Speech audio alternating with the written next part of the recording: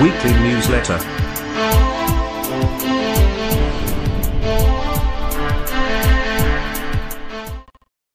Welcome to Magnificat TV News, dedicated to offering news of the Church. Today is Wednesday, January 24th, 2018. The Pope's trip to Chile and Peru has ended. While in Peru, no major problems arose. In Chile, the Pope's support of a bishop accused of accessory after the fact has sparked numerous protests. New threats from the Venezuelan President Maduro against the Church. This time he has accused two bishops of being traitors of the homeland. One of the closest collaborators of the Pope, Archbishop Fernandez, has criticized the pontiff for still not having gotten rid of Cardinal Sarah, who he considers a sworn enemy of the Holy Father. For the first time, an American president, Donald Trump, has participated in the March for Life in Washington, which each year goes through the streets of Washington. A difficult trip was expected, and the reality has exceeded expectations. The Pope's trip to Chile and Peru has been complicated for the Holy Father, especially this day in the first of these two countries. As we already reported last week, the Holy Father has visited Chile and Peru. Due to the fact that the trip was taking place while this news bulletin was being published, we were not able to give an account of many of the things that were happening. Two things are worth highlighting from the trip to Chile: the condemnation of pedophilia, but at the same time, the non-dismissal of Bishop Barros, accused of accessory after the fact, and the rejection of the violence that has been carried out before the Mapuche Indians. Bishop Barros belonged to the group of Father Caradima's followers. When he was convicted of pedophilia, many accused Barros of being aware of what was happening and not having done anything. The Pope, in his time, defended him and appointed him Bishop of Osorno. During this trip, the matter acquired great virulence, but the pontiff remained supportive of Bishop Barros. "There is not a single piece of evidence against him," he said to a journalist. "This has earned him harsh criticism, even from sectors of the Church." One of the most surprising things has been that of Cardinal O'Malley, Archbishop of Boston, a member of the group of 9 advisors of the Pope and president of the Commission Against Pedophilia. O'Malley had said that the Pope's words were, quote, "a source of great pain for the victims." Words that convey the message, he added, "if you cannot prove your claims, then you will not be believed. Relegate survivors to discredited exile." With regards to the message to the Mapuches, although he agreed with them about the claim they make of their lands, he also said to them, "One cannot ask for recognition by annihilating the other, because the only thing that this awakens is greater violence and division. Violence begets violence, destruction increases breakup and separation. Violence ends up falsely becoming the more just cause. That is why we say no to the violence that destroys." The visit to Peru was less confrontational for the Holy Father.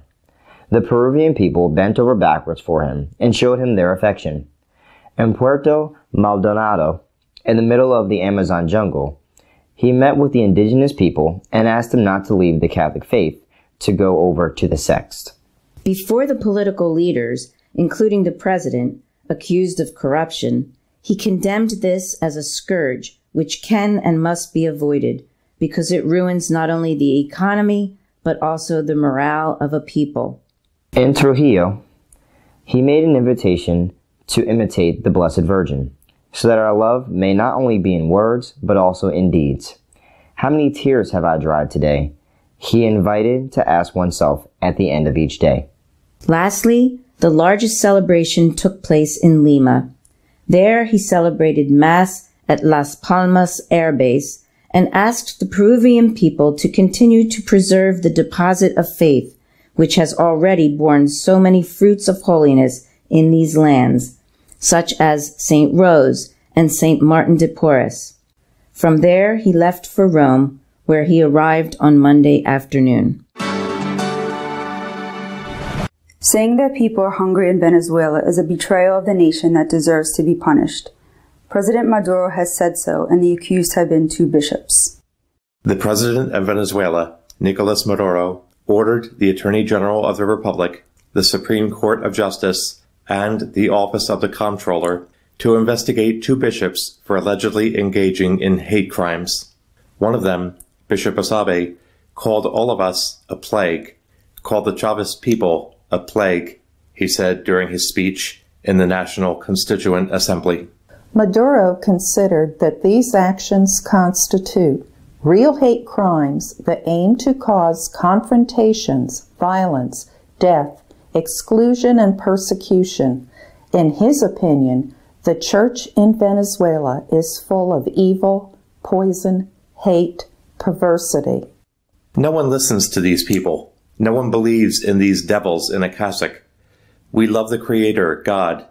We love the Heavenly Shepherdess, the leader added.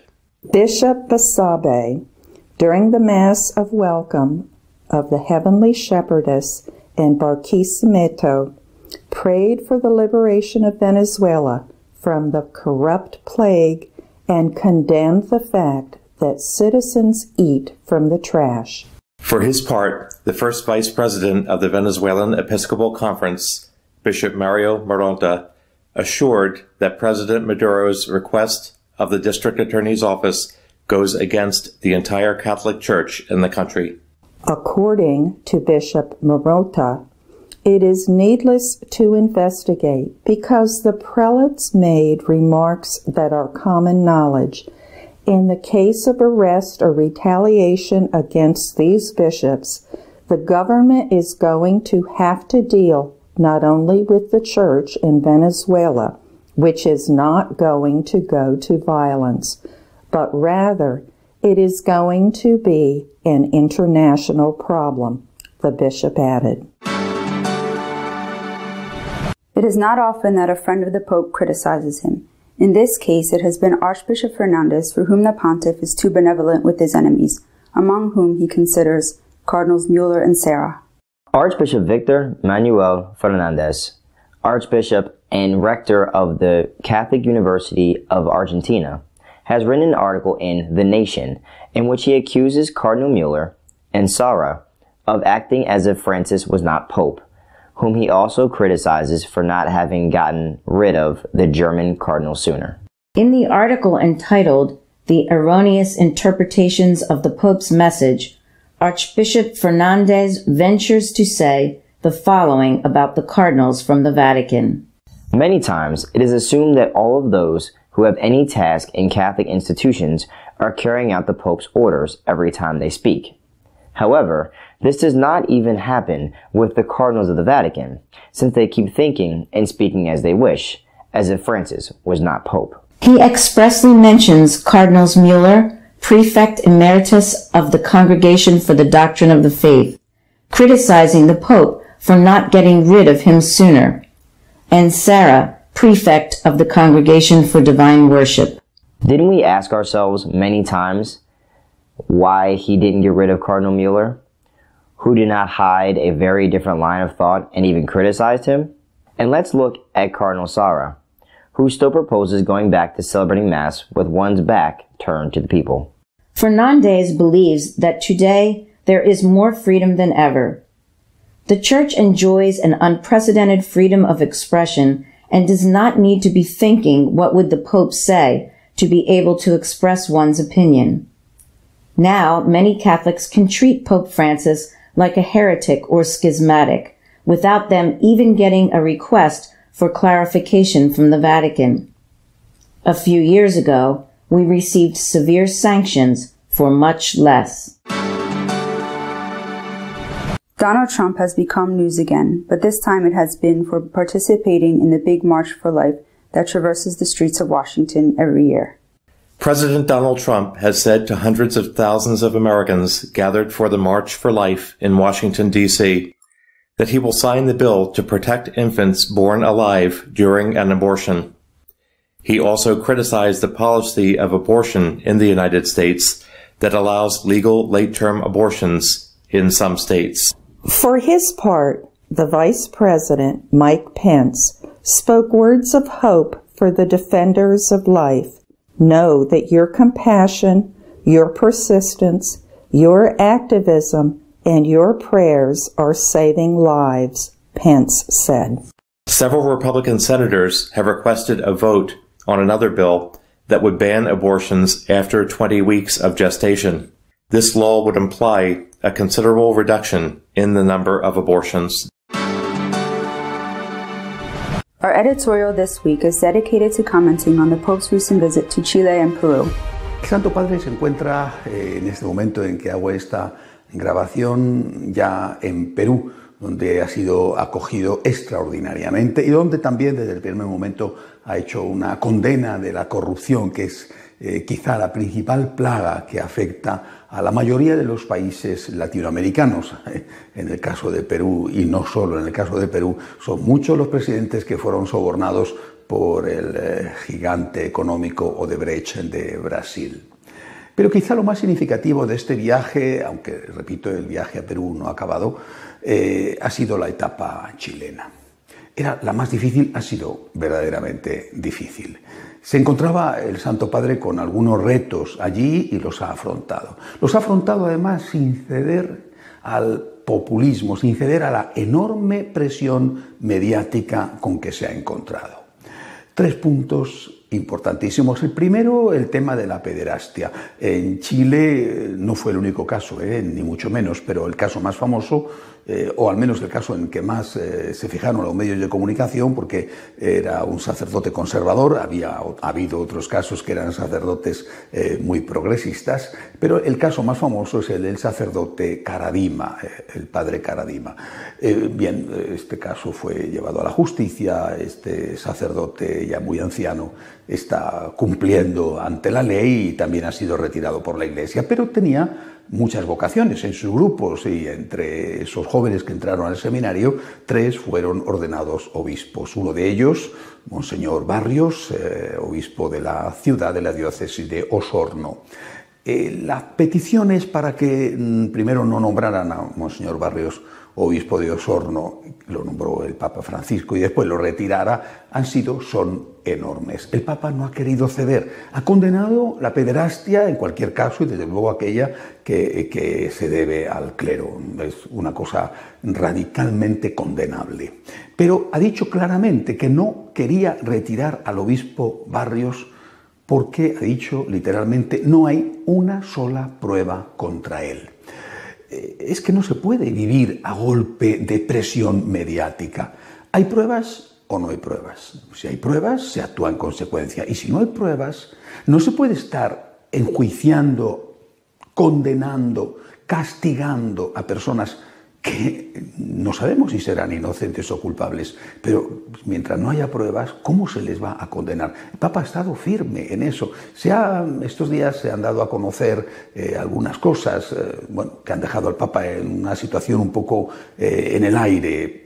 Una de ellas, un vídeo de una conversación que tuvo lugar en el Vaticano cuando el Papa saludaba a algunos peregrinos, y uno de ellos era un sacerdote chileno y le habló de este tema y el Papa dijo, no hagáis caso, son los zurdos, dijo el Papa refiriéndose a la izquierda, son los zurdos los que quieren que se quite a Monseñor Barrios. El Papa no ha cedido a la presión de los zurdos, y los zurdos, desde luego, le han pasado factura al Santo Padre allí en Chile. Otro tema importante era la cuestión de los mapuches, de los indígenas, los derechos a las tierras. Por cierto, hay que aclarar que cuando se produce la independencia de España por parte de Chile, toda esa región del sur no era de Chile, era de Argentina. Por lo tanto, la expropiación de las tierras que reclaman los mapuches la hicieron los chilenos, siendo Chile ya un país independiente, no siendo colonia española todavía. Es un pequeño detalle, pero que conviene aclararlo. Bueno, pues el Papa ha dado la razón, ha dicho efectivamente tienen derecho a sus tierras, pero no ha cedido en la cuestión de la violencia. No se puede reclamar un derecho usando la violencia.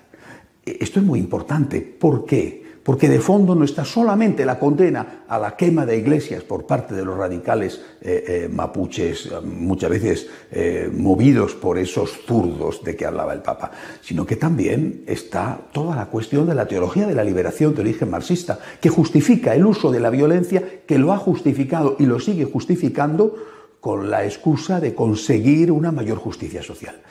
No se puede, ni siquiera aunque tus derechos sean justos y tengas el deber de reclamarlos, no se puede usar la violencia para conseguirlo. Importantísimo también esta enseñanza, este mensaje del Papa. Y el tercero ha sido la vida. Chile acababa de aprobar de mala manera, aunque esto siempre es de mala manera, pero en este caso a toda prisa, porque ya era el final de la presidencia de Bachelet, acaba de aprobar una ley del aborto. El Papa ha sido clarísimo. Desde el primer momento, en el discurso que hizo en el Palacio de la Moneda y después bendiciendo una imagen de una virgen embarazada, reclamó abiertamente: hay que hacer una opción radical por la vida. No se puede matar al no nacido. No se puede acabar con la vida de alguien que es inocente utilizando cualquier tipo de excusa, sea la que sea. 3 puntos, por lo tanto, esenciales que le reclamaban para tener una cierta paz mediática. La cuestión de la condena del obispo Barrios sin pruebas, la cuestión de darle la razón a los mapuches y aceptar que usaran la violencia para conseguir sus fines, y la aceptación del aborto. No ha cedido en ninguno de los 3 casos. Los zurdos, como ha dicho él, están bastante molestos. Y le han pasado la factura. Esto se ha notado efectivamente también en la menor asistencia de la prevista, especialmente en el sur, en Temuco, y en el norte, en Iquique. Pero no se trata de popularidad, no se trata de llenar estadios, se trata de ser fieles a Cristo, ser fieles a su Evangelio, ser fieles a la misión que el vicario de Cristo tiene que hacer en la tierra. Y en Chile, desde luego, el Papa lo ha cumplido y lo ha cumplido muy bien. Hasta la semana que viene, si Dios quiere. If you wish to be up to date with what is happening in the Church, you can visit our news webpage, www.catolicosonline.org. Until next week, God willing.